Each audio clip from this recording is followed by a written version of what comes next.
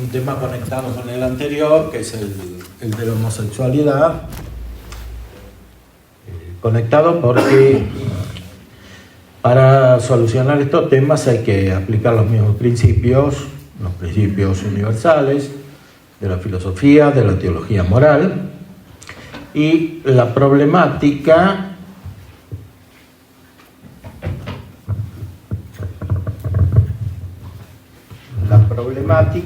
suele ser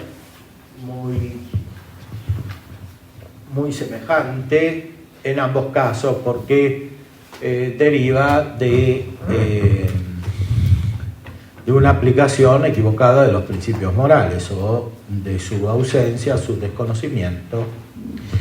Para tratar el tema de la homosexualidad podemos hacer referencia a un autor moderno y a un autor clásico. El autor moderno es el psicólogo a veces mencionado, Alfred Adler, gran psiquiatra de Viena, del principio del siglo XX, en su obra El carácter neurótico. Adler estudió mucho el fenómeno de la homosexualidad, tiene otros libros también sobre esto, y tiene el mérito de hacer ver que no se trata simplemente de una desviación orgánica, no se trata simplemente de un problema sexual, como tiende a aparecer en Freud. Él se opone a Freud. El problema de la homosexualidad tiene que ver con una configuración total de la personalidad y de su conducta. Este problema está originado por otros problemas más profundos que un buen psicólogo debería poder detectar, aunque no siempre puede solucionar. O sea, es más fácil observarlo que solucionarlo, porque además para solucionarlo hay que tener los principios verdaderos y sobre todo la gracia de Dios, que muchas veces escapan a la actividad psicológica. En este libro hay un capítulo dedicado a este tema, el capítulo 10. Adler es muy descriptivo en sus obras, torna una y otra vez sobre las ideas centrales, pero las hace entender bien. Aquí parte de rasgos que aparentemente son extraños a la homosexualidad. Por ejemplo, la puntualidad. El capítulo se sintetiza en estos temas: puntualidad, afán de ser el primero, homosexualidad y perversión como símbolos, pudor y exhibicionismo, fidelidad e infidelidad, celos, neurosis y conflictos. Bueno, son todas conductas que implican una alteración en el conjunto de la personalidad y que están conectadas entre sí. Dice: la puntualidad es un rasgo frecuente en los neuróticos. Por otra parte, de acuerdo con la observada minuciosidad neurótica, ello era de esperar. Sin embargo, es corriente que el enfermo puntual goce precisamente imaginando lo que ocurriría si dejase esperando a los demás. La conducta puntual contiene tanta agresividad que este paciente exige igual proceder de los demás, de lo cual resulta frecuentemente que la falta de puntualidad de los otros activa sus actitudes y dispositivos neuróticos. En otros casos, el orgullo le hace llegar siempre con retraso. Ello le procura al enfermo la oportunidad de desencadenar un torrente de excusas más o menos aceptables y de aumentar su sentimiento neurótico de personalidad. Por otra parte, el llegar tarde se presta como un sustituto perfecto del temor a las decisiones. Bueno, esta es característica del pensamiento de Adler, o sea, el P, fenómenos opuestos como síntomas de una misma desviación. Por ejemplo, ser hiperpuntual, exigiendo lo mismo a los demás, o al contrario, llegar siempre tarde. Llegar tarde indica que hay un temor a tomar decisiones. En primera línea, rápidamente socava la sociabilidad, pues la impuntualidad sistemática pronto elimina las relaciones con amigos y personas queridas. Y en segunda línea se obstaculiza el cumplimiento de las obligaciones profesionales. O sea, el sujeto que es impuntual finalmente es antisocial y de esta manera justifica su soledad, su incapacidad de establecer vínculos amistosos con los demás. Las amonestaciones que recoge el enfermo son completamente estériles, pues la obstinación hace de ellas un motivo más para persistir en su conducta. Por eso, llegando invariablemente tarde, el neurótico puede dominar la situación, pues reduce a sus allegados a la impotencia de enfrentar un problema insoluble. Además, esta línea de carácter a menudo expresa una intencionada analogía, porque he venido al mundo demasiado tarde con respecto a mis hermanos, porque he nacido en segundo término o soy el último de la familia. Adler da mucha importancia al sentimiento de inferioridad. Llegar tarde, dice, es a veces sustituto de este sentimiento de inferioridad que tiene uno que nació después o que tiene otro tipo de inferioridades, por lo menos percibidas por él.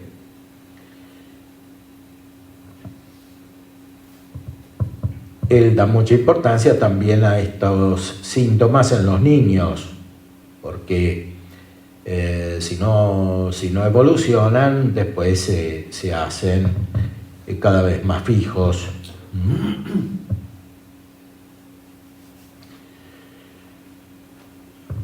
Esto después lo aplica a otras situaciones.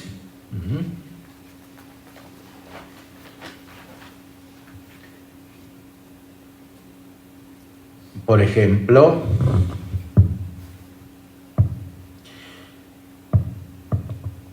el paciente modifica su idea. En ocasiones la tendencia despreciadora sobrepasa todos los límites y no se vacila en perjudicarse a sí mismo con tal de descalabrar al otro. En estos casos el paciente modifica su línea directriz y se ajusta a la fórmula del César. Más vale primero en un pueblo que segundo en Roma. Más vale cabeza de ratón que cola de león.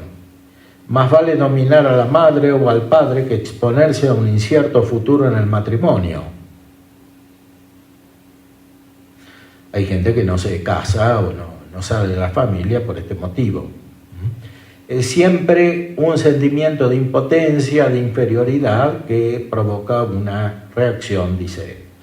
Así surgen ideas de odio contra toda autoridad y preeminencia ajena, contra jefes, maestros y médicos. Puede ser contra sacerdotes. Adler no habla de esto, el aspecto religioso no está muy presente en sus obras, pero en sus observaciones es bastante realista. En la convivencia social, dice, hacen de aguafiestas, toda vez que su superioridad no se destaque lo bastante. Y rápidamente disuelven toda relación amorosa, amistosa o amorosa en la que el otro no se someta por entero a su omnipotencia. O sea, son sujetos que siempre tienen que dominar. De un modo o de otro, que puede ser opuesto al primero. Su actitud es con suma frecuencia brusca y hostil desde un principio y en la conversación inicia la querella ya mucho antes de que su interlocutor lo advierta. Son agresivos. No soportan que nadie se ubique o marche por delante de ellos y procuran sustraerse a toda prueba de tipo escolar por resultarles intolerable la superioridad del examinador.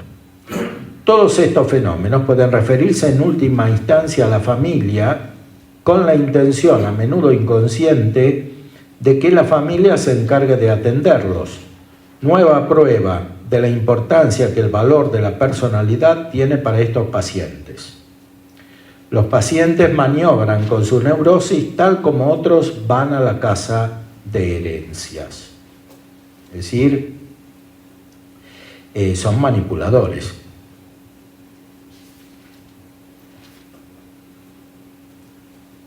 El afán de ser el primero en la vida de una mujer a menudo oculta el temor a ella.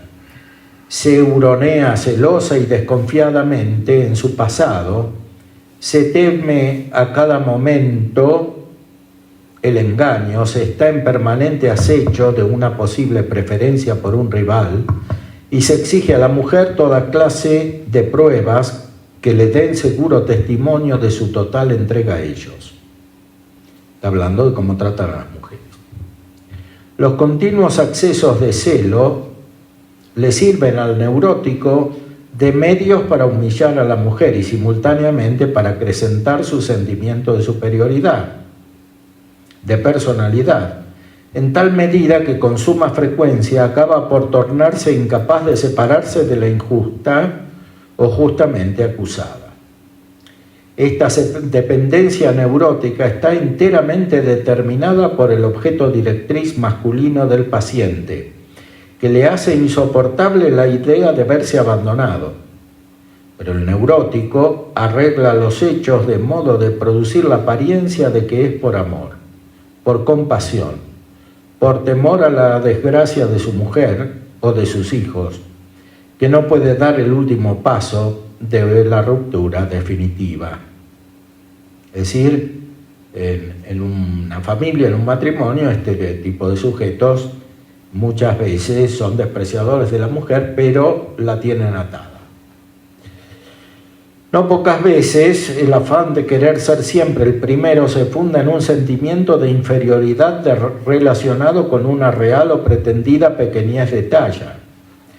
En la neurosis ya desarrollada, mediante un síntoma neurótico, a menudo, según mis observaciones, mediante la ereutofobia, el paciente soslaya el enfrentamiento de las ocasiones en que debería hacerse valer. Esta tendencia a querer ser siempre el primero, acompañada de tendencias combativas, la llamamos como tendencia pronunciada, como rasgo del carácter común a todo ser humano. La competencia en la vida, que se inicia ya durante la primera infancia, crea en el individuo los órganos psíquicos apropiados y los rasgos aseguradores del carácter. Es decir, hay un cierto natural, podríamos decir, desarrollo de una actitud agresiva, en el sentido de que cada individuo tiende a autoafirmarse. El problema es cuando esto se vuelve antisocial.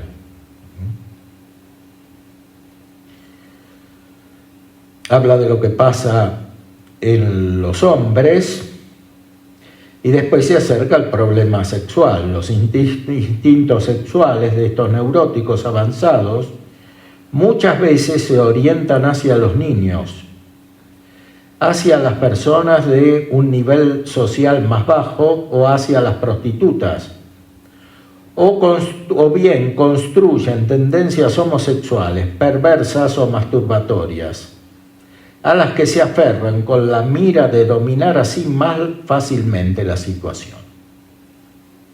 El temor a la mujer obstaculiza toda relación amorosa natural, pues para rehuir la temida derrota, el neurótico toma el desvío de la eyaculación precoz, de las poluciones, del espermatismo y de la impotencia. Es decir, Adler considera que hay repercusiones en la conducta sexual y también en los fenómenos fisiológicos. Entonces, él tiende a ver la homosexualidad como fruto de la compensación por un sentimiento de inferioridad. O sea, no es fundamentalmente una tendencia originariamente sensitiva y afectiva, sino un desorden correspondiente a un sentimiento de impotencia, sobre todo en la comparación con los demás.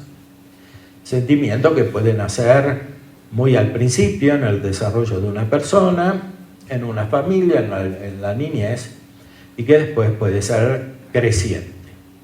Entonces, este sentimiento se expresa como una sobrevaloración de lo masculino respecto de lo femenino, que encubre un sentimiento de inferioridad. Esa sobrevaloración puede ser simultánea con un miedo a lo femenino o a la mujer en el varón. Es decir, la homosexualidad como la masturbación, que son cosas muy frecuentemente unidas, tienen como resultado esta fijación del carácter que después se vuelve muy acentuada y que termina en actitudes externas. Este problema de la masturbación es muy importante porque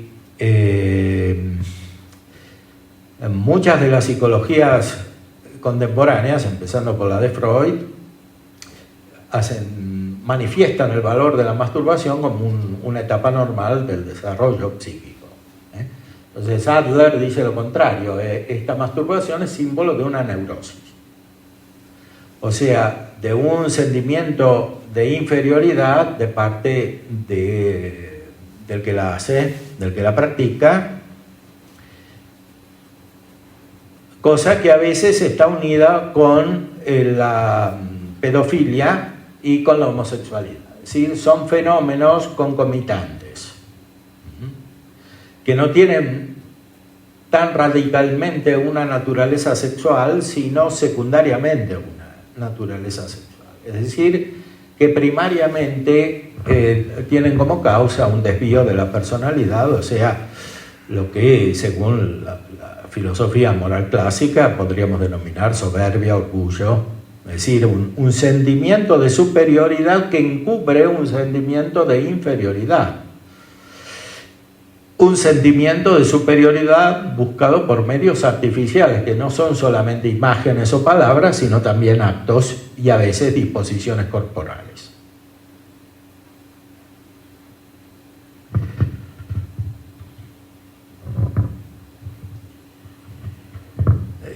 Aquí está hablando de los hombres, después se refiere a las mujeres. No es muy diferente lo que ocurre con las mujeres neuróticas de este tipo, cuyas múltiples rivalidades sociales con las amigas, con las hermanas, con la hija o con la nuera, a menudo las obligan a recurrir al aseguramiento neurótico de la fuga en la enfermedad. Es decir, la enfermedad psíquica es como una consecuencia de este afán neurótico de superioridad que se expresa de muchas maneras. Por ejemplo, ese afán externo de puntualidad, de exactitud. También en los neuróticos del sexo masculino es frecuente que la situación social favorezca el desarrollo de una enfermedad, cuando su primacía en los negocios, en la ciencia o en el placer vacila. Es decir, puede haber neuróticos cuyo sentimiento de inferioridad se origine, por ejemplo, en razones sociales, porque se consideran socialmente inferiores, o en razones intelectuales, porque se consideran menos capaces o formados o inteligentes que otros, o directamente en el placer, cuando se consideran menos capaces de alcanzar un placer sexual que otros. Cuando el sentimiento de inferioridad del niño menor crea su meta ficticia utilizando como modelo al primogénito, al otro hermano mayor, sus deseos y envidias se ven aguijoneados por la existencia, real o supuesta, de los más diversos valores. El educador observará casi siempre hostilidad y envidia, por ejemplo, porque el mayor es más alto, más adelantado, mejor alumno, dibuja mejor, tiene tal amigo, se acuesta más tarde, etc. Lo ficticio de tales valuaciones pude comprobarlo, entre otros casos, en el tratamiento de dos hermanos que en la infancia se habían envidiado mutuamente la posesión de genitales más grandes. Suele servir de punto de ataque para la hostilidad fraterna una preferencia real, natural o supuesta, disfrutada por el hermano mayor. O sea, una preferencia. Esa preferencia puede estar en la familia o puede estar fuera de la familia. El que los padres lo lleven al teatro, pueda viajar, esté más enterado de las cosas del sexo, mantenga relaciones sexuales, sea preferido por las muchachas o por la servidumbre femenina, abandone ropas que luego sirven para él, llena al menor, obsedido por un sentimiento de inferioridad, de profunda amargura. Tal estado de ánimo melancólico, a veces desesperado en nuestros pacientes, viene preparándose en las tempranas sensaciones de inferioridad y puede alcanzar una intensidad extraordinaria. A veces el niño considera inútil toda lucha y desvía su tendencia masculina hacia el pseudo-masoquismo, procurando lograr su meta ficticia masculina, subrayando sus sensaciones de enfermedad y de debilidad, humillándose y sometiéndose desatinadamente con la esperanza de ganarse así la protección de los padres y de los más fuertes, el dominio sobre estos y con ello la anhelada seguridad en su vida, etcétera. Después pone ejemplos de desarrollos de actitudes que parecen patológicas y que incluso pueden tener un aspecto corporal, que son expresiones de esta disposición muy fundamental, neurótica, desviada, que nace de un sentimiento de inferioridad. He visto a niños que conservaron sus catarros, la diátesis exudativa de Cerny, una enfermedad, mediante un constante carraspear y sonarse la nariz hasta provocarse convulsiones estornutarias y asma. Mientras que al mismo tiempo ciertas ficciones femeninas de embarazo y de castración en conexión con hipersensibilidades del ano producían un matiz homosexual de significación simbólica. En uno de estos casos, cuando el paciente modificó la forma de su línea directriz siguiendo ya la línea femenina sustitutiva, llegó a identificarse con su hermana menor. Y cuando advirtió la tendencia de su madre a la impuntualidad, tomó este rasgo y su deseo de ocupar el lugar de la hermana menor como leitmotiv para retrasarse en toda ocasión, inclusive en la llegada a mi consulta, fenómeno que no desapareció por la mera conciencialización, sino tras la curación completa. El paciente aspira a alcanzar la protesta viril mediante un rodeo a través de la línea femenina. Bueno, esto es la esencia de la explicación de la homosexualidad que da Adler. Es decir, que acceder a una actitud femenina en un paciente masculino, como él lo describe, es un artilugio, un rodeo, un medio para alcanzar otra finalidad, que es la de sentirse superior. Como estos sujetos no pueden sentirse adecuadamente valorados tomando una actitud masculina como los demás, porque se sienten inferiores o incapaces, lo hacen a través de una ficción femenina, que es un escape de la realidad. O sea, no es directamente un problema sexual, sino que es un problema de disposición mental que nace de una actitud moral, o sea, de la falta de desarrollo de ciertas virtudes, en este caso la fortaleza, por ejemplo. Y por supuesto la prudencia, y a veces esto termina en la injusticia, etc.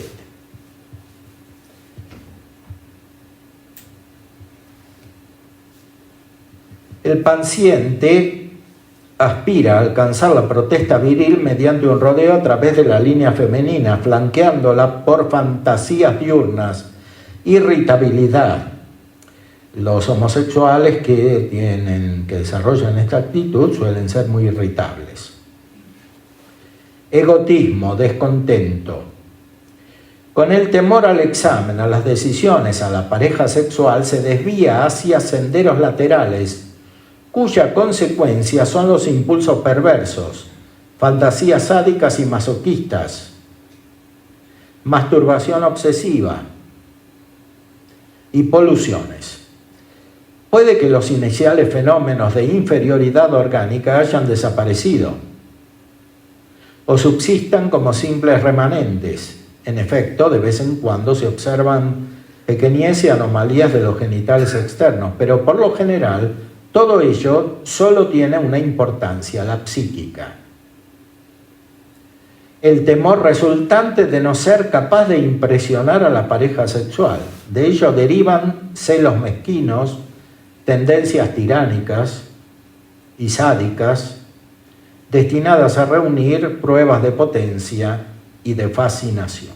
Es decir, el neurótico homosexual es un fabulador, un manipulador, una persona que tiende a someter a los demás de una manera injusta, y un sujeto que tiene irritabilidad, es decir, tiene un desequilibrio observable en sus estados emotivos.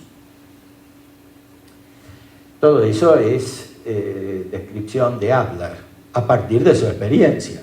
Es un autor muy realista, no inventa las teorías.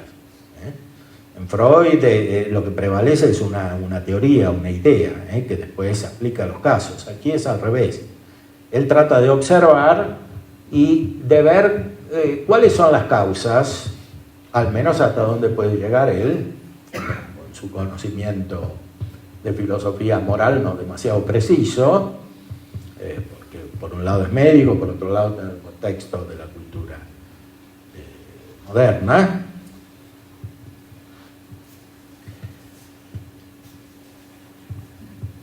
A veces el orgullo del paciente es tan grande que ni siquiera se da cuenta de sus celos.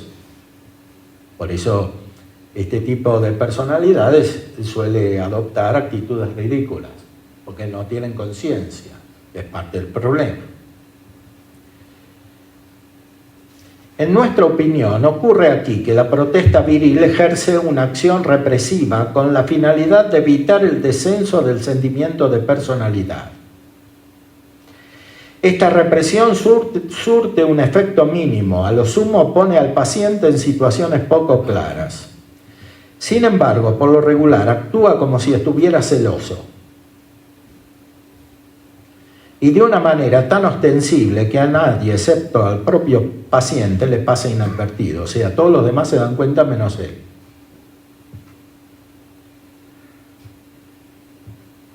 Otras veces, en cambio, los celos se ocultan tras depresiones, dolores de cabeza, refugio en la soledad. Es decir, son personas que tienen actitudes extrañas comparadas con las actitudes que desarrolla la mayor parte de las personas no neuróticas. Adler insiste mucho en que es posible que estos neuróticos desarrollen situaciones en las cuales participan los órganos, o sea, depresión, que puede tener una componente orgánica, o dolor de cabeza. A continuación, relataré el sueño de un paciente al que traté a causa de depresiones y de miedo a la sociedad. La interpretación de este sueño, en parte realizada por el sujeto mismo, ilustra adecuadamente muchos de los aspectos de esa carrera competitiva entre un neurótico y su hermano mayor que hemos descrito arriba. Y ahí pone una descripción de los sueños de esta persona. Y después lo interpreta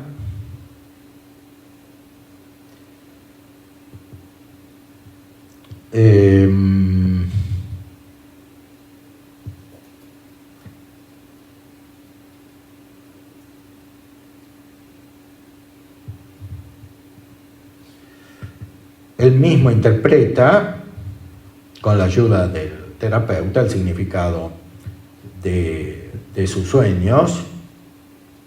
Me doy perfecta cuenta de que también entran en juego en el sueño ideas sobre la masturbación, vías laterales, endeudamiento, así como también la falsa conexión entre la masturbación y la atrofia de los genitales. A esta última atribuí mi inseguridad frente a mi novia, a cuyo alejamiento en un rincón tomé inconscientemente las necesarias medidas. Mi estado de depresión tenía el mismo objeto, libre de la mujer, afirmar mi superioridad en la vida. En nuestra fisiognomía del alma, comenta Adler, que para nosotros compendia la caracterología, hemos hablado frecuentemente de estos rasgos acentuados fundamentales que como prueba concluyente de masculinidad aportan y elevan el sentimiento de personalidad. Como si se temiese una humillación, el descubrimiento de un papel femenino. Es decir, que algunas personas que desarrollan esta actitud homosexual tienen miedo de ser considerados como femeninos, como mujeres, a su vez consideradas como inferiores porque se sienten inferiores. Entonces acentúan estos caracteres masculinos que simbolizan para ellos la superioridad. Así, el pudor exagerado de algunos neuróticos, su incapacidad de utilizar retretes públicos y de orinar en presencia de otros, su ereutofobia o angustia y palpitaciones del corazón al encontrarse frente a una mujer, nos demuestran su excitada ambición masculina que se contrapone al sentimiento de inferioridad originario. Es decir, tienen miedo de las mujeres, pero tienen miedo de las mujeres porque se sienten inferiores y por eso acentúan sus caracteres masculinos. La protesta viril de estos pacientes íntimamente tan inseguros los impele a esas combinaciones cuyos límites alcanzan la timidez y la torpeza, estos rasgos que suelen combinarse y ocasionalmente alternar entre sí. A menudo hallamos en los neuróticos de ambos sexos incapacidad de dirigirse al retrete en presencia de otros, inclusive en casos de apremio. El mayor pudor de las mujeres, sobre todo de las neuróticas, en todas las ocasiones de la vida, proviene de su temor infantil a llamar la atención sobre su sexo. Muchas veces he podido comprobar que esta impresión, más o menos inconsciente, ejerce gran influencia sobre la conducta de la mujer, inclusive sobre su desarrollo mental. Tal como ocurre con los pacientes del sexo opuesto que se consideran pocos masculinos, la mujer neurótica se siente coartada para entablar relaciones de carácter social, profesional o amoroso, si haya, o cree que a juicio de los demás está en situación femenina subordinada. Bueno, ahí apunta al desarrollo de la homosexualidad femenina. Este desarrollo también puede tener como origen la incapacidad de una relación social adecuada que hace que se sientan estas mujeres inferiores. Es posible que los impulsos sexuales abiertos o reprimidos constituyan la fuente aparente de la impulsión agresiva que acabamos de describir, pero ello no altera en absoluto nuestras conclusiones. También los impulsos sexuales son arreglados por el propio paciente, o sea que si estos homosexuales, masculinos o femeninos, tienen una actitud agresiva que se manifiesta incluso externamente en los actos homosexuales, el origen último no es sexual, dice Adler, sino que proviene de esta alteración más profunda, que tiene, evidentemente, no lo dice, un carácter moral. O sea, en las disposiciones de operación humana, para la operación humana que tienen estas personas.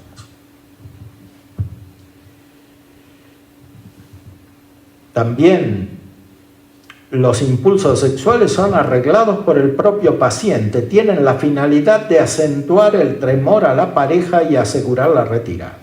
O sea, el homosexual genera su propia homosexualidad. Por miedo al fracaso, por ejemplo, en una relación normal.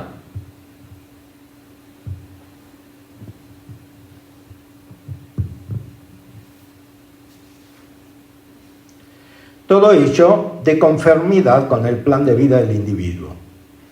El plan de vida es algo mental, o sea, el neurótico establece como un orden de la realidad propio, que es ajeno a la verdadera realidad, y persigue ese plan de vida a través de distintos caminos. Pero todos conducen a lo mismo, que es demostrar su superioridad.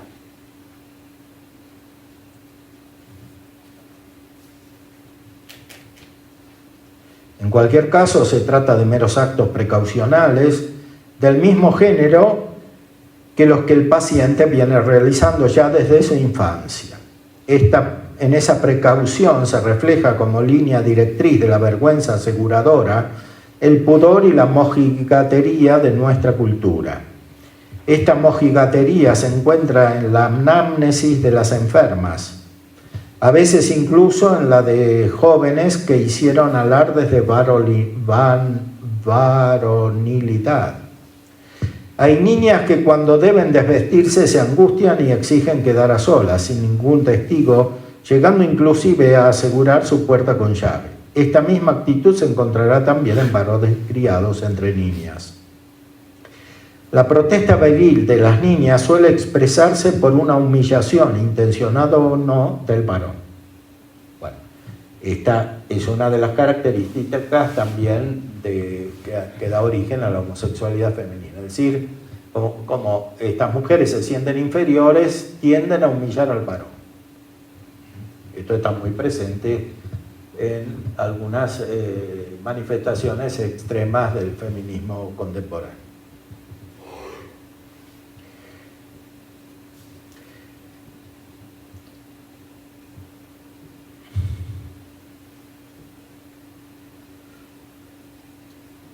Esta protesta viril de las niñas termina por ocultar la masculinidad del varón. Este ocultamiento de la masculinidad tiene graves consecuencias para el desarrollo de la neurosis, pues constituye un equivalente de las ulteriores ideas y deseos neuróticos de castración. Al actualizarse su temor a la mujer o al pretender huir de una decisión, el neurótico sigue como línea directriz el deseo de ser mujer. O sea, porque huye de la mujer, desea ser mujer. Porque si trata con la mujer verdadera, se siente inferior. Y sin embargo, este arreglito de la cobardía ha nacido precisamente bajo la presión de una ficción sobremasculina, hecho que se deduce fácilmente por la presencia de rasgos acompañantes que subsisten, de la ambición, de la avidez de poseerlo todo, del afán de ser siempre el primero, así como de las disposiciones afectivas, de los arrebatos de cólera y de rabia, y en fin, de la tendencia despreciadora y de la exagerada cautela. Bueno, todos estos rasgos se encuentran muchas veces en el desarrollo de la actitud homosexual, de la actitud o de la actividad homosexual. Es decir, estas personas, mediante un camino muy complicado en su vida, terminan configurando una personalidad que a veces es muy difícil de cambiar, muy especialmente porque, como subraya Adler, no se trata simplemente de un problema sexual, sino que se trata de un problema mucho más profundo. Es decir, de una actitud que nace de otro tipo de disposiciones que son más radicadas en la razón. Efectivamente, hay homosexuales que son inteligentes para lo suyo. O sea, que desarrollan como una sobrecapacidad de razonamiento que cuando se aplica a cuestiones filosóficas o psicológicas contiene una marcada ambigüedad y una marcada capacidad de confusión en los demás, de manipulación. Hasta son capaces de elaborar sistemas teóricos sofisticados, que son parte de la neurosis.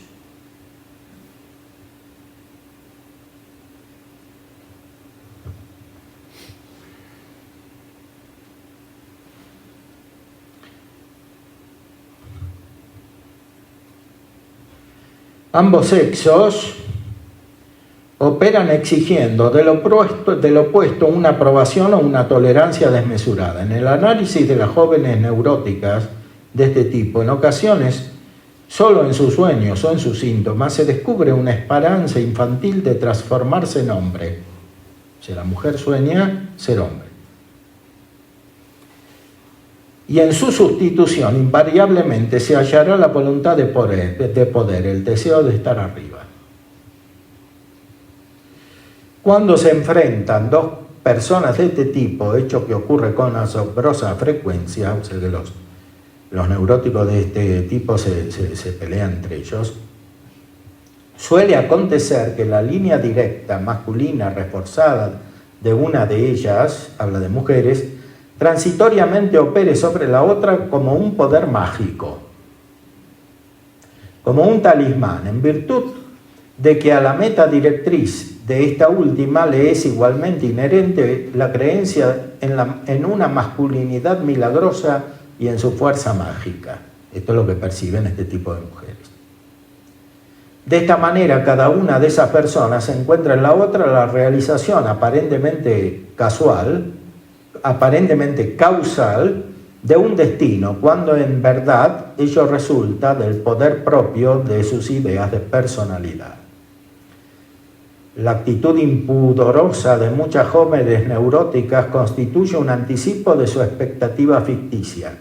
Se comportan como si ya fuesen muchachos, hombres,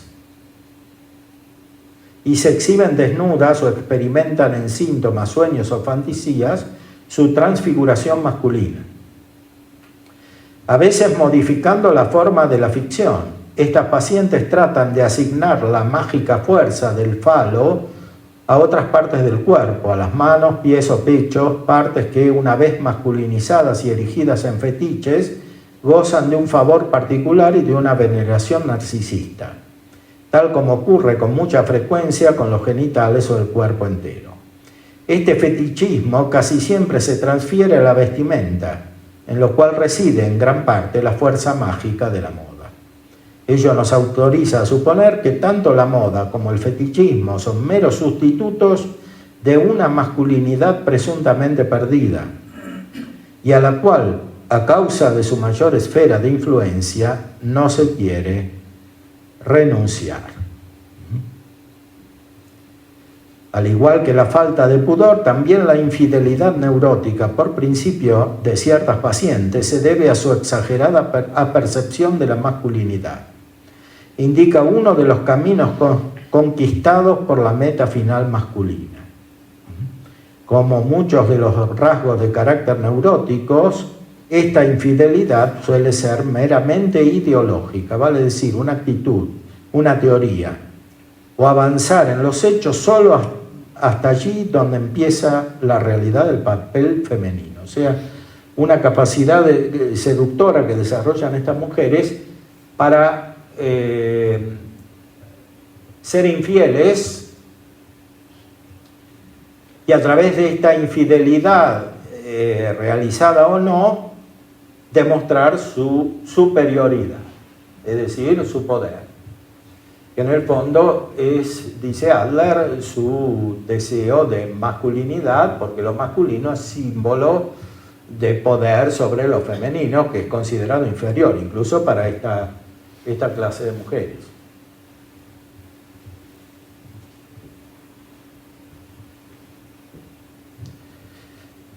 Harto más numerosas son las pacientes que, como aseguramiento de su temor al hombre, adoptan la virtud de la fidelidad, o sea, pueden restringir su vida social en sentido contrario, pero la idea es la misma, porque para Adler lo que busca el neurótico es el absoluto. Todo lo demás son caminos que pueden ser de un modo o de otro.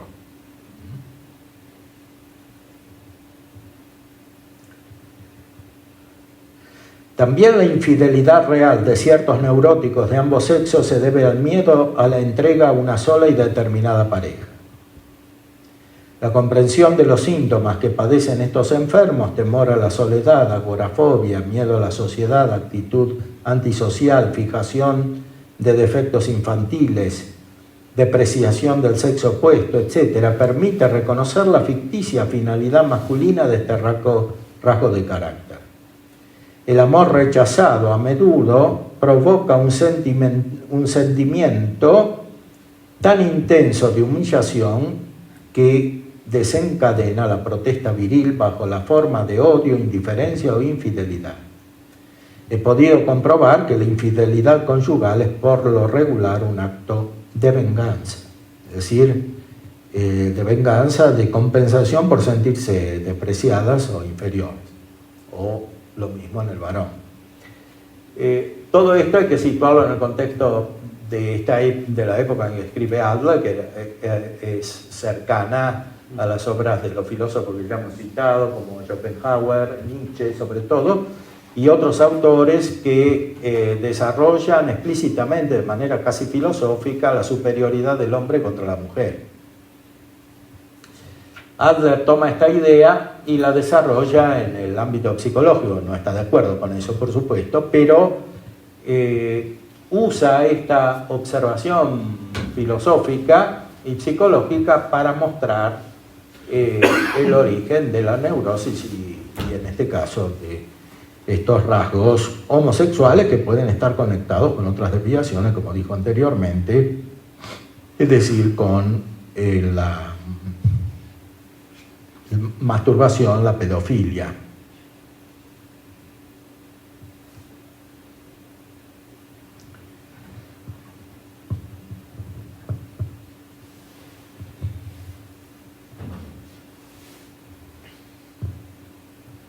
Estos neuróticos suelen desarrollar conflictos muy profundos,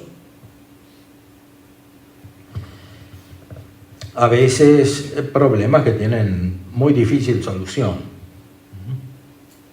Denomino neurosis de conflictos a esos estados patológicos muy frecuentes, semejantes a la neurosis obsesiva, que se caracterizan por el hecho de que los pacientes están constantemente en pie de guerra contra todo su ambiente.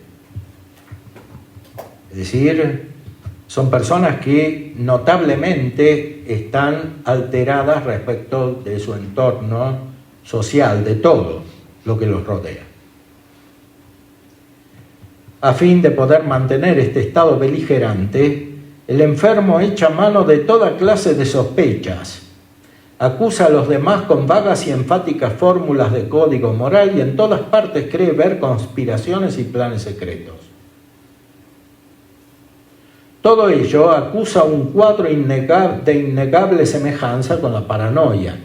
En su afán de buscar conflictos y de tener siempre razón, el enfermo desprecia hasta las leyes de la lógica. Esto es muy importante. O sea, cuando la enfermedad neurótica radical es muy radical,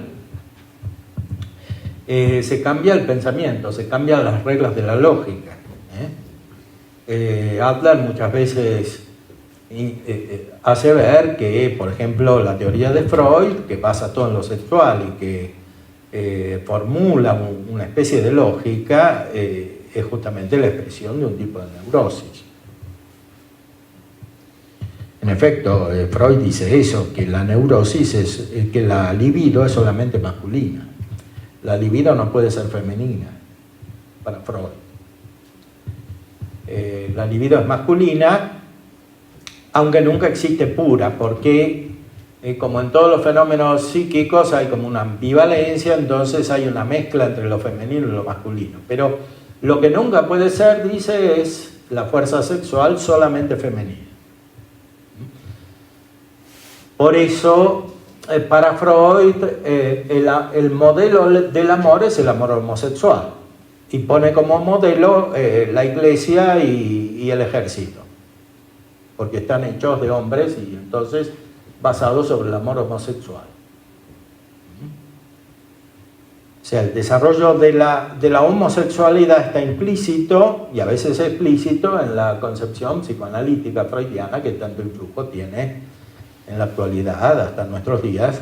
Entonces, de alguna manera, ese tipo de pensamiento freudiano que establece la superioridad por medio de la razón, de una disquisición racional, aunque le cambie la lógica a las reglas de la razón, dispone al desarrollo de una actitud homosexual, porque contiene esta generación de la neurosis en el sentido que dice Adler, es decir, como una búsqueda, como un afán de superioridad, en este caso de Freud, por medios racionales. Por eso no es extraño que en ambientes donde prevalece, al menos implícitamente, un tipo de psicologismo basado sobre el modelo freudiano, se desarrollen actitudes homosexuales.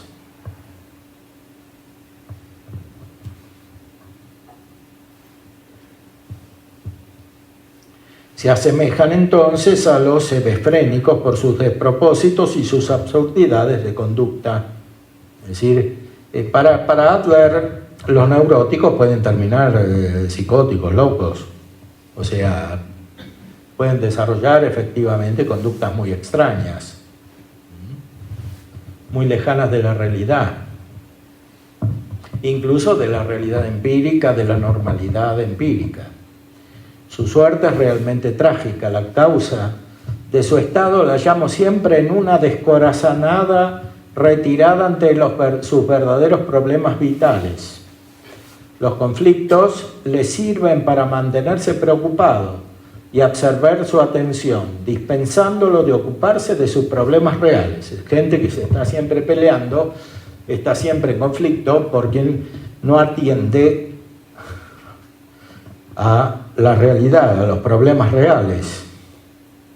Si estos enfermos no se someten a un tratamiento psicoterapéutico, se hacen incurables y desembocan en la demencia precoz, en la hebefrenia, o sea, una torpeza mental, y en la paranoia, o sea, la imaginación de ser perseguido.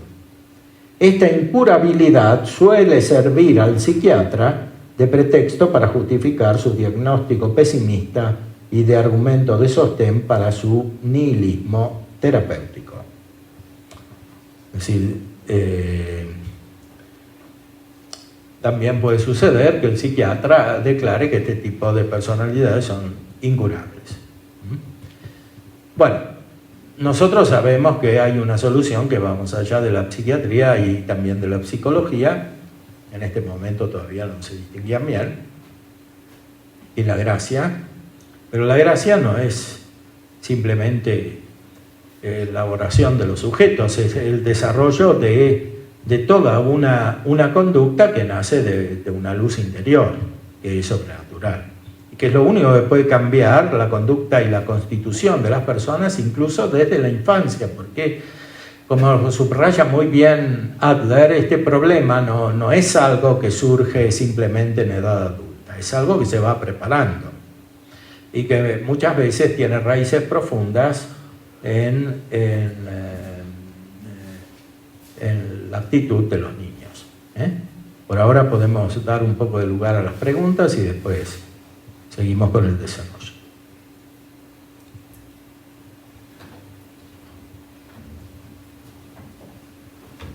Padre, yo creo que hoy por hoy en nuestros ambientes todo el tema de la homosexualidad y todo el tema de lesbianismo que se ve en distintos ambientes, incluso en ambientes muy juveniles, se ha tomado incluso como una moda, como un modo de vida, incluso como una elección, ni siquiera como una condición, sino como algo que elijo y que pues, me quiero ser respetado porque es algo que libremente yo he decidido, ¿no?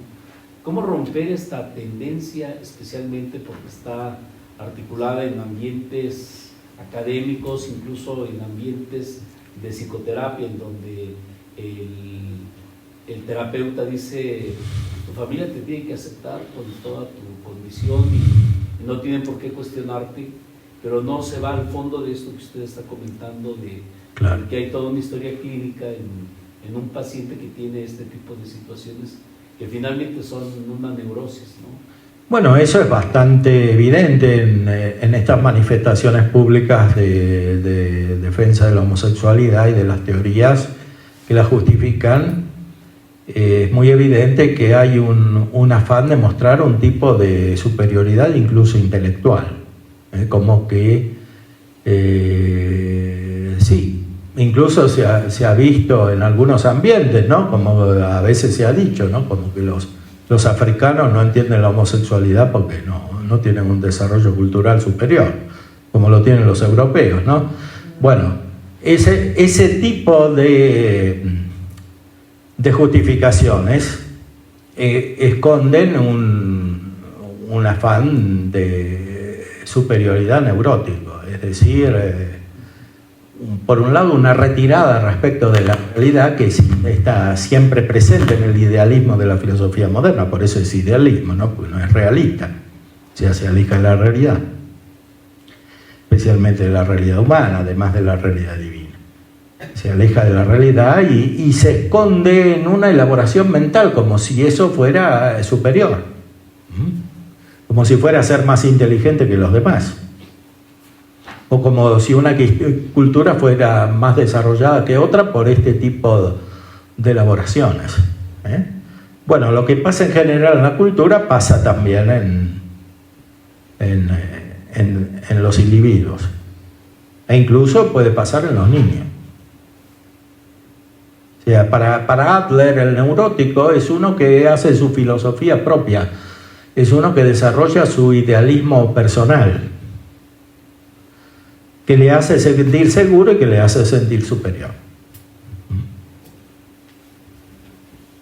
Esto a veces se manifiesta también como homosexualidad, no siempre como homosexualidad. Hay otras manifestaciones que él describe aquí en este libro.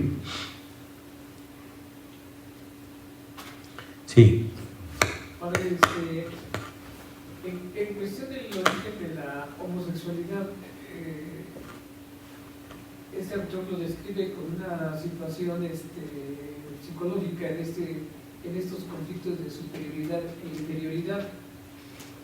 Y hasta qué punto el origen también puede ser, porque también se manifiesta así, el origen de práctica sexual o de abuso sexual, y no necesariamente del complejo inferioridad, sino de relación sexual, inclusive de abuso incluso. Bueno, es que justamente el caso de abuso genera un sentimiento de inferioridad, porque el abuso es abuso porque otro ejercita la fuerza sobre el primero.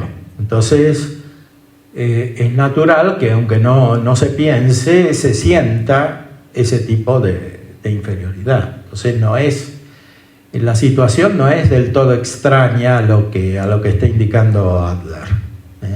Es más bien concordante, ¿no? Por supuesto que va más allá de la elaboración del propio sujeto, no es algo meramente psicológico, hay un origen externo también, ¿no?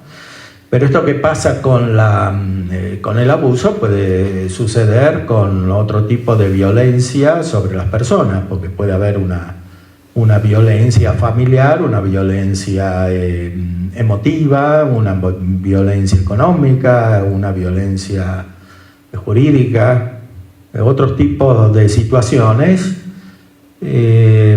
pueden engendrar también sentimientos de inferioridad. Pero muchas veces no se trata de esto, no hay un origen externo, hay un origen en la percepción, en la imaginación que tiene el sujeto de la realidad que está en torno a él. Efectivamente, estas situaciones suceden en familias, podríamos decir, normales, que tienen la preocupación, incluso familias que tienen vida cristiana, etcétera, que tienen la preocupación de que en los hijos se desarrollen estas actitudes, ¿no? A ver, sí, Pablo. Hablando de la homosexualidad, bueno, dentro del magisterio, ahí en persona humana, Pablo VI, Juan Pablo II, se suavizó pastoralmente cuanto a aceptación, participación a la persona homosexual, cuanto que su dignidad, hijo de Dios, se le dé una aceptación en ese sentido, ¿verdad? Pero también maneja la palabra que ahorita se menciona mucho con Adler, hay una neurosis adyacente que no es aceptable moralmente, ¿verdad? Y hoy día tiene mucha luz a través del autor Adler. Pero también hay una teoría psicológica de la relación del papá. Dice, es multifactorial a veces esto, pero dice, está la mamá que le da seguridad, confianza en su desarrollo psicológico, y tiene que tener una autonomía cuando se desapega de la mamá. Dice, pero también hay un acercamiento y una relación con el papá, pero cuando es defectuosa, dice, cuando la mamá gana por los mismos, porque lo trata más como mujer, y a la vez en la ausencia del papá, que él puede temerle o odiarlo. Es una explicación que da a veces esta teoría psicológica. Incluso en la formación de los seminarios ven mucho esta relación del papá. Bueno, ese tipo de explicación es más bien psicoanalítica, o sea, de origen freudiano, porque es el complejo de Edipo, ¿no? Que el hijo odia al padre y ama a la madre, ¿no? Es el complejo de Edipo, de Freud. Entonces, para desarrollarse tiene que separarse del padre y buscar la relación con la madre simbolizada en cualquier mujer, ¿no? Pero no escapa a lo que dice Adler. Justamente Adler conocía esto porque era discípulo de Freud. Entonces dice, el problema no es simplemente sexual, ni es el complejo de Edipo. Es la percepción de superioridad que busca esta persona. O sea, no es simplemente porque recibió más influjo de la madre y menos del padre, o menos trato cariñoso del padre, sino que es que se siente inferior. Puede ser por cómo lo trata la madre, puede ser justamente porque la madre lo trata así, no se hace capaz de desarrollar como persona autónoma frente a otros, pero la raíz, dice él, está en este sentimiento de inferioridad que puede provenir por varios caminos. Esto no justifica la homosexualidad, simplemente indica una de las causas psíquicas, porque si hay verdadero desarrollo de la inteligencia y de la voluntad, como debe haber normalmente en el crecimiento humano, están los elementos como para vencer estos condicionamientos. Y esto no es otra cosa que el desarrollo virtuoso, no simplemente por las virtudes imperfectas. Efectivamente, los griegos, que eran una gran civilización, y los romanos, que eran también una gran civilización, toleraron la homosexualidad y a veces la justificaron. Porque la virtud imperfecta sin la gracia no es suficiente para vencer esto. Entonces, lo que pasaba en la época de los griegos y los romanos pasa ahora también. San Pablo lo dice al principio de la carta a los romanos, ¿no? O sea que porque no rindieron culto a Dios se volvieron homosexuales y después justificaban lo que hacían. Es lo mismo. Pero dice que no son inimputables, ¿no? Son responsables. Son responsables porque podrían haber obrado de otra manera, sobre todo teniendo una adecuada relación con Dios y recibiendo su gracia, de la cual San Pablo habla ampliamente. Podemos recordar el principio de la carta a los romanos, porque siempre es un fundamento de la verdadera teología moral para tratar estos temas, ¿no?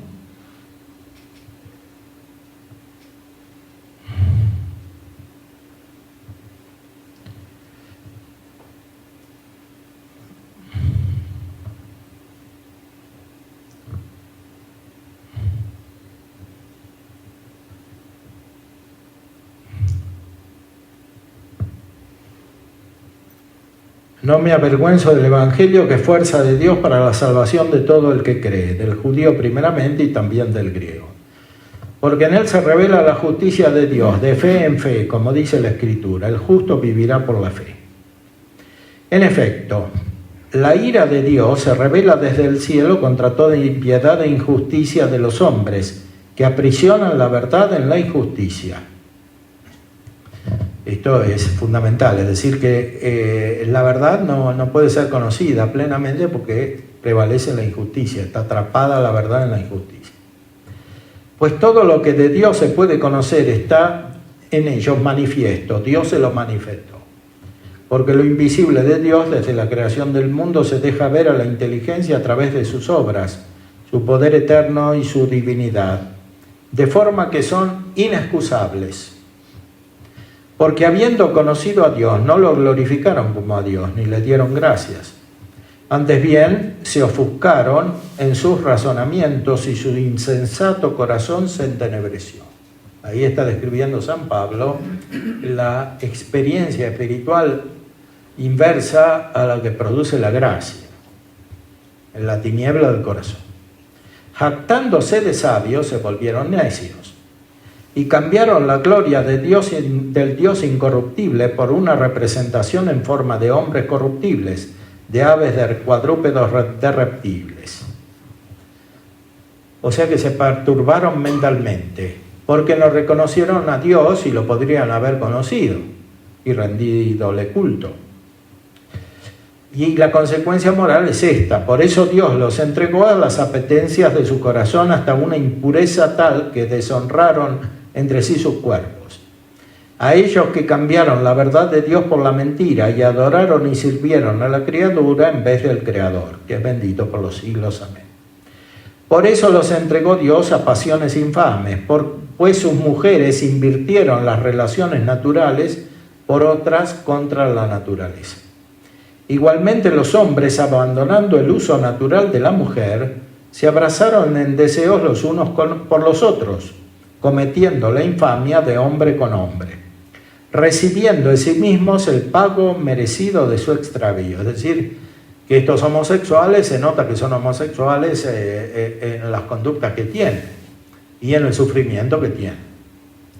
Y como no tuvieron a bien guardar el verdadero conocimiento de Dios, los entregó Dios a su mente insensata, para que hicieran lo que no conviene, llenos de toda injusticia, perversidad, codicia, maldad, henchidos de envidia, de homicidio, de contienda, de engaño, de malignidad, difamadores, detractores, enemigos de Dios, ultrajadores, altaneros, fanfarrones, ingeniosos para el mal, rebeldes a sus padres, insensatos, desleales, desamorados, despiadados,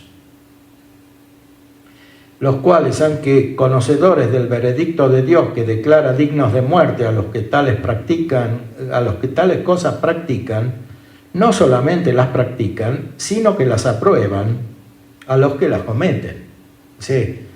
O sea, que aquí hay un paso más, hay una elaboración de una teoría, hay una justificación mental, que no es la justificación real, o sea, volverse justo, como dice el mismo San Pablo en esta carta, sino una justificación mental, que es falsa, que está fuera de la realidad, hasta que cambia la lógica.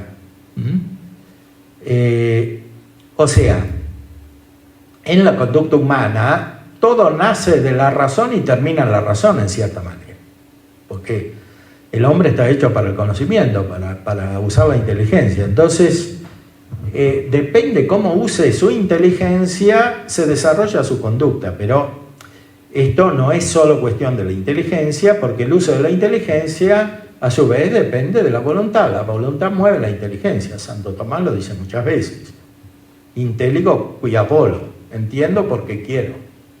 Entonces, hay que considerar los dos aspectos. El neurótico, por ejemplo, este que desarrolla, según Adler, la actitud homosexual, el neurótico comienza por una explicación de la realidad, pero esa explicación de la realidad está influida por su voluntad, o sea, por su afán de su superioridad, que puede ser más consciente, menos consciente, más propiamente voluntaria, más afectiva. De afectiva, sin embargo, puede volverse voluntaria. Es decir, en un determinado momento, el sujeto que siente esto, que siente la inferioridad, por ejemplo, y quiere ser superior, un niño o un adolescente, puede quererlo con la voluntad. Y entonces, ¿qué sucede? Se comienza a desarrollar una teoría, que es el término último. Una teoría que justifica esta voluntad, que es lo que dice San Pablo de la homosexualidad, de los paganos, que primero no quisieron conocer a Dios, no le rindieron culto, se volvieron homosexuales y hicieron toda otra clase de pecados, que pone una lista larga ahí, y después no solamente hacen todo esto, sino que lo justifican, hacen una teoría, aprueban a los que tales cosas cometen. Entonces aquí en la Escritura encontramos el núcleo de esta explicación, de una explicación que desde el punto de vista humano de la experiencia es muy limitada, como lo que puede aparecer en un psicólogo como Adler. Tiene su mérito, pero describe la observación de ciertos fenómenos, pero no da la última explicación, y tanto menos da los medios de resolución, de curación de esta situación. Pero eso nos hace ver cómo, por ejemplo, en el caso de la homosexualidad, pero también en otro tipo de problemas, hay que ir a la raíz, a la causa, porque un problema trae otro. Entonces, si no se resuelven los más fundamentales, no se pueden resolver los que siguen. Sí.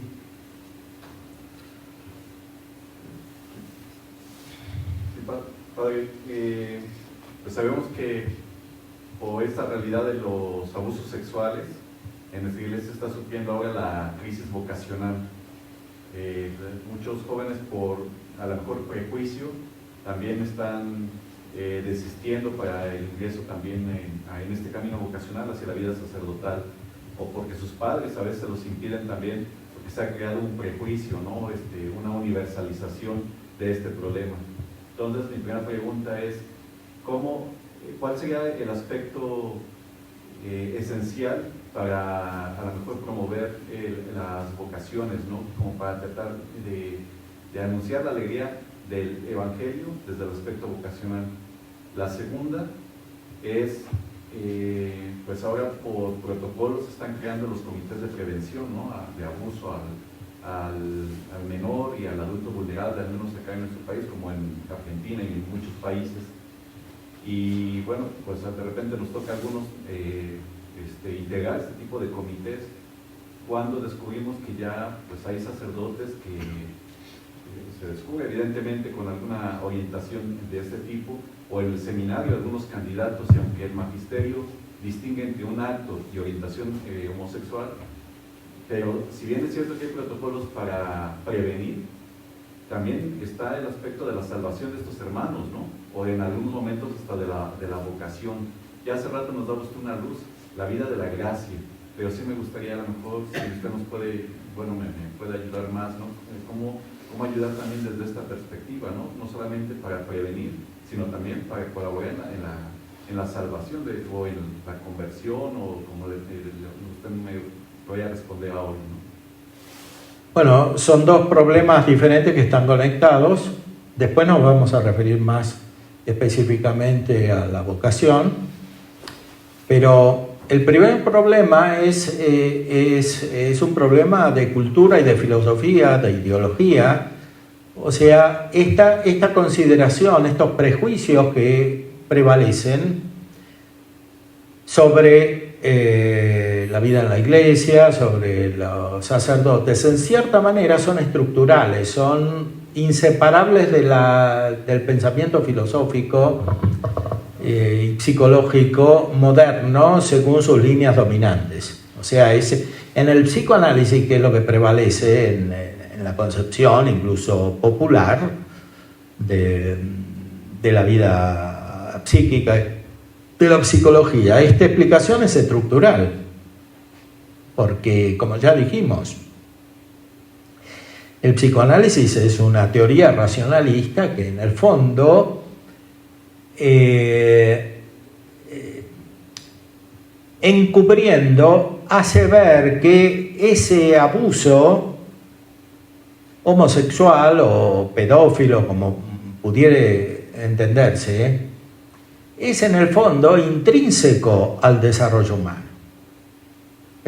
Como dijimos antes, para Freud, la iglesia es como una especie de modelo porque está basada sobre el amor homosexual. Entonces, es claro que hay como una sintonía entre la cultura contemporánea y esa expresión, que está alimentada a veces por la imprudencia que se produce en la difusión de este tipo de abusos, porque no se tiene conciencia de esta base ideológica y filosófica.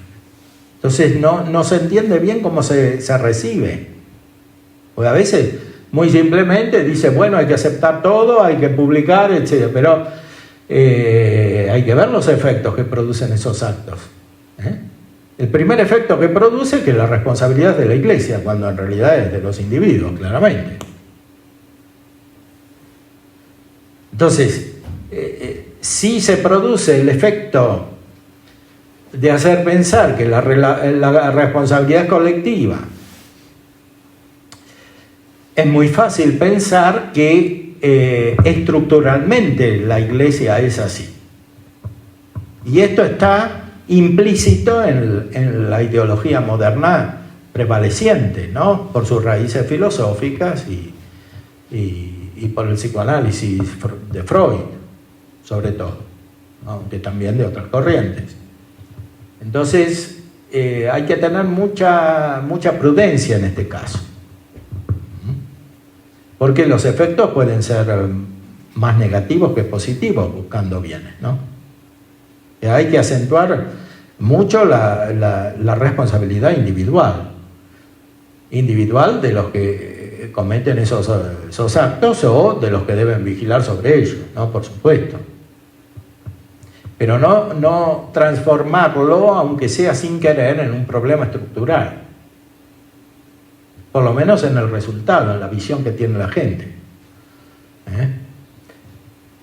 Y claro, el otro problema es el de las vocaciones, etc. Es claro que el resultado de esto puede ser que la gente se aleje de la vida cristiana y de la vida religiosa y del seminario.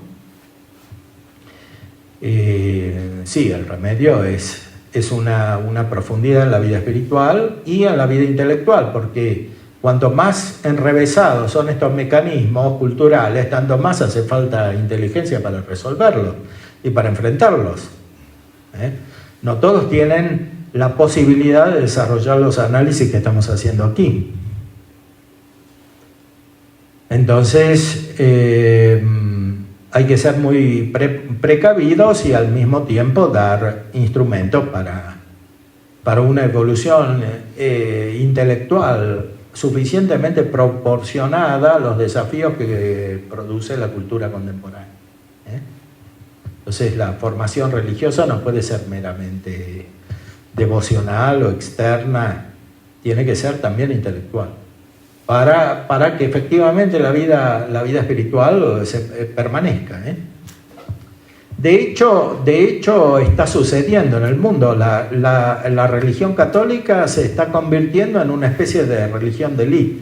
O sea, se están perdiendo las masas, el pueblo en general, y se está refugiando en los niveles que tienen más acceso a una educación elevada.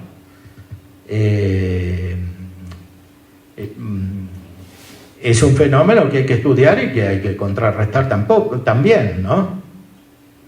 Se pasa de un extremo al otro, ¿no? El catolicismo es la religión de las masas oprimidas, según algunas visiones de la teología de la liberación, y después se pasa al extremo opuesto, ¿no? O sea, la religión es para todos. Entonces, hay que dar soluciones para todos, para que todos puedan acceder a la verdadera fe. Y esto requiere un desarrollo intelectual, porque si no, la cultura llega antes que nosotros a la gente. Un comentario. Un entrenador de equipos femeninos, un entrenador varón, Sí. me comentó esto, que de unos años para acá, Sí. como han proliferado los equipos femeninos de fútbol, él observa como que ha aumentado más entre las chicas el lesbianismo, estas que practican ese deporte. No quiero echarle la culpa al deporte, pero no sé qué circunstancias esté favoreciendo. No sé si simplemente que ahora está de moda y que pues también ahí se está manifestando más, o ciertamente el comportamiento, vamos a decir, de este deporte pueda favorecer eso. Bueno, evidentemente no es el deporte en sí, es que es un deporte competitivo, es una especie de lucha el fútbol, ¿no? Una especie de guerra simbólica entre un equipo y el otro, entre un ejército y el otro. Entonces, es claro que eso tiene algunas características masculinas que no están tan marcadas en otro tipo de deporte. Entonces, pero por supuesto que no puede ser el único factor, es simplemente puede ser un acelerador de otras disposiciones precedentes, ¿no?